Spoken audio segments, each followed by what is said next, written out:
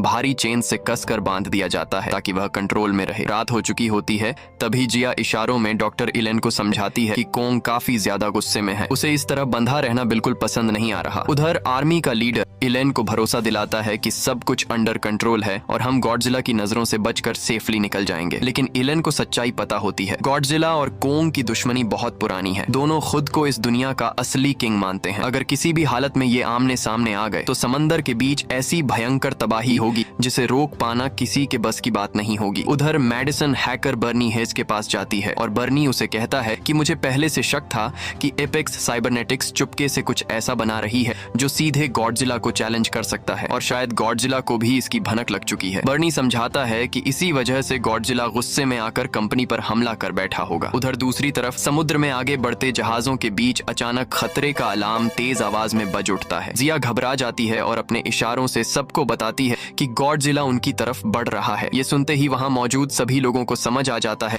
कि अब एक बहुत डेंजरस फाइट शुरू होने वाली है। तभी विशाल गॉडजिला पानी को चीरते हुए रास्ते में आने वाले सभी जहाजों को तोड़ता हुआ तेजी से कोंग की तरफ बढ़ने लगता है। कोंग अब भी भारी चेन्स में जकड़ा हुआ होता है और खुद को खोलने की कोशिश कर रहा है। कोंग को बचाने के लिए आर्मी तुरंत गॉडजिला पर रॉकेट्स और मिसाइल से जोरदार अटैक शुरू कर देती है, लेकिन गॉडजिला की स्किन पत्थर जैसी सख्त होती है जिससे इन हमलों का गॉडजिला पर कुछ भी असर नहीं हुआ। गॉडजिला अपनी पूंछ घुमाता है और हवा में उड़ रहे हेलीकॉप्टरों को तबाह करके गिरा देता है। आर्मी के इस हमले से गॉडजिला का गुस्सा और भी ज्यादा भड़क जाता है और वह तेजी से आर्मी के सभी जहाजों को एक एक करके चकनाचूर करने लगता है। फिर गॉडजिला कोंग के जहाज पर एक बहुत तेज टक्कर मारकर उस विशाल जहाज को समुद्र के बीचों बीच पलट कर रख देता है। कोंग जहाज पलटने के कारण गुस्से में आ जाता है और छलांग लगाकर एक जहाज से दूसरे जहाज पर कूदता हुआ सीधा गॉडजिला के सामने पहुंच जाता है और उसके मुंह पर एक बहुत ही जोरदार मुक्का